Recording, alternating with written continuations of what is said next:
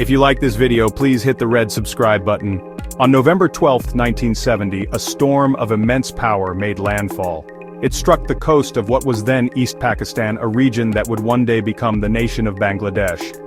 It had actually formed days earlier, on November 8th, in the central Bay of Bengal. Meteorologists tracked its slow, deliberate journey northward. The storm gathered strength over warm ocean waters, then intensified from a tropical storm into a severe cyclonic storm, a monster in the making. Its path aimed at one of the most densely populated coastlines on Earth. Winds were estimated at 115 miles per hour, with gusts up to 140 miles per hour, classified as a Category 3 hurricane. The true force was the storm surge, estimated up to 33 feet high. In the days leading up to November 12th, the government of Pakistan issued warnings. Radio broadcasts spoke of a severe storm approaching the coast. But these warnings were often, well, inadequate. In a region with limited access to electricity and radios, the messages failed to reach many of the people most at risk. For many villagers on the remote islands, the only sign of the coming storm was a change in the sky and the rising wind. Local preparations were tragically insufficient for a storm of this magnitude. There were few, if any, purpose-built cyclone shelters in the coastal region. As darkness fell on November 12th, the cyclone descended. The wind began as a mournful howl, then escalated into a deafening, continuous roar. Rain fell in horizontal sheets driven by the hurricane-force winds. Then came the water. Survivors spoke of a sound like a freight train approaching in the dark.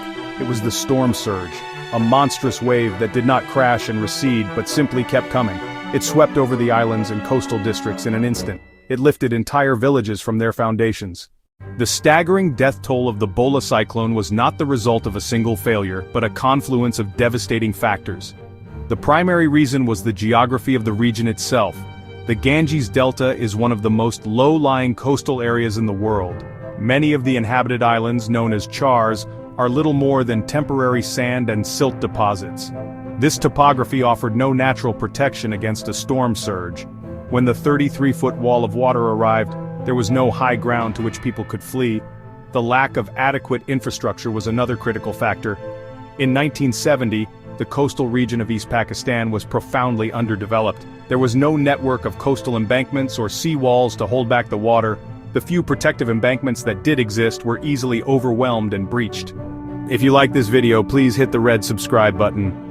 There was a near-total absence of purpose-built cyclone shelters. Reinforced concrete shelters, built on stilts, could have saved countless lives by providing vertical evacuation. The timing of the storm's landfall was a cruel twist. It struck in the middle of the night. Darkness plunged the region into chaos and made any organized escape impossible.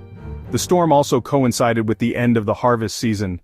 In the immediate aftermath, the scene was one of apocalyptic devastation. The morning of November 13th revealed a landscape scrubbed clean of human settlement. Where villages had once stood, there was only a vast expanse of muddy water. It was littered with the debris of shattered lives. The official death toll was initially estimated in the thousands, but when relief workers reached the outer islands, the true scale became clear. The final estimate settled between 300,000 and 500,000 people killed. It was a number so large it was difficult to comprehend. Entire families had been wiped out. In many villages there were no survivors at all. The impact on survivors was profound and lasting. They were left with nothing. The response from the central Pakistani government in faraway West Pakistan was seen as slow, inept, and indifferent. General Yahya Khan's military government was criticized for delayed, meager relief. This perceived neglect fueled deep resentment among Bengalis in East Pakistan, accelerating the movement that 1 year later led to the Liberation War and the birth of an independent nation. The Bhola Cyclone did not just change the course of a nation's history, it fundamentally altered the world's approach to disaster preparedness.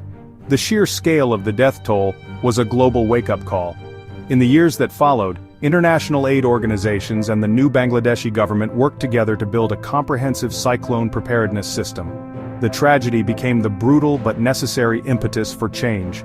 A cornerstone of that change was the construction of thousands of cyclone shelters, robust multi-story concrete shelters, buildings often doubling as schools or serving as community centers. Alongside shelters, a new early warning system was developed, modern satellite technology, improved meteorological forecasting, A massive grassroots volunteer network. Volunteers with megaphones, volunteers on bicycles reaching remote villages. The confusing numerical codes were replaced. The human-centric system bridged the last-mile gap. Those lives led to systems that have saved hundreds of thousands, perhaps millions. A permanent warning: protect one another from nature's fury.